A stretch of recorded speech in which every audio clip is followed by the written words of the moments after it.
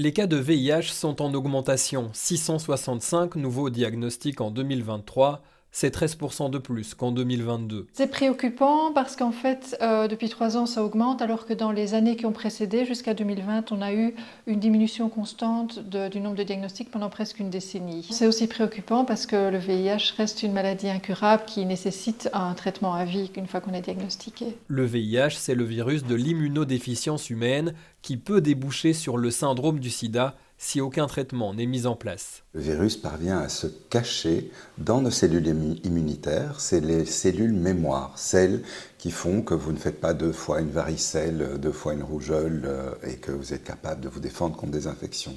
Ce virus est un peu vicieux parce qu'il se met dans les gènes de ces cellules mémoire qui vont persister toute notre vie. Ce qui fait que si on ne donne pas un traitement qui empêche le virus de proliférer, eh bien le virus a la possibilité de réapparaître parce qu'il est caché dans ces cellules mémoire. Ce que l'on cherche à faire avec une trithérapie ou une bithérapie, c'est d'empêcher le virus de proliférer et de le rendre indétectable dans le sang. Indétectable, c'est-à-dire non détectable par le laboratoire, très très très bas. On a pu démontrer qu'on était plus contagieux, par exemple, lors des rapports sexuels non protégés, donc sans port de préservatif. On n'est plus contagieux non plus, par exemple, quand on est une femme vivant avec le VIH, enceinte, indétectable, on ne va plus transmettre à son bébé lors de l'accouchement et de la naissance, comme malheureusement à une époque ça a été le cas. C'est le concept de I égale I qui, depuis plusieurs années, a permis de normaliser la vie des personnes vivant avec le VIH. Finalement, faire l'amour avec quelqu'un qui est séropositif et traité, là on est sûr qu'on ne prend pas de risque, tandis que faire l'amour avec quelqu'un qui se croit séronégatif, mais n'a plus fait de test depuis 1 ou 2 ans, c'est un risque beaucoup plus important. Et quand on estime qu'on peut avoir des rapports à risque, il existe la PrEP, le traitement pré-exposition, remboursé en Belgique depuis 2017. Qui est un médicament qu'on peut prendre de différentes façons, soit tous les jours, soit autour d'un rapport sexuel à risque. C'est des choses qu'on discute en consultation avec les personnes qui se présentent.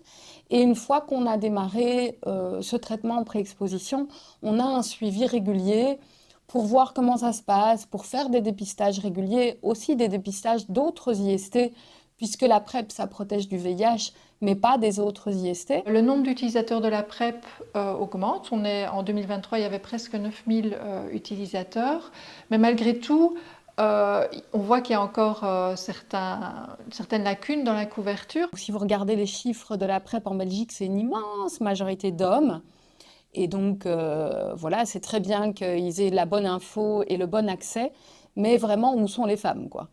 Or, il y a toute une série de femmes dans certaines communautés qui cumulent des vulnérabilités qui font qu'elles ne peuvent pas demander à leur partenaire, par exemple, de porter un préservatif, qui sont dans des formes de chantage ou de domination, qui font qu'elles se mettent en danger sans le vouloir malheureusement, parfois même sans le percevoir, et qui seraient des communautés qui pourraient bénéficier de la PrEP. Donc ça, c'est vraiment un autre challenge, arriver à proposer et rendre accessible la PrEP à ces communautés-là. Rappelons aussi l'existence du TPE, le traitement post-exposition, disponible lui aux urgences, à prendre maximum 72 heures après un rapport à risque.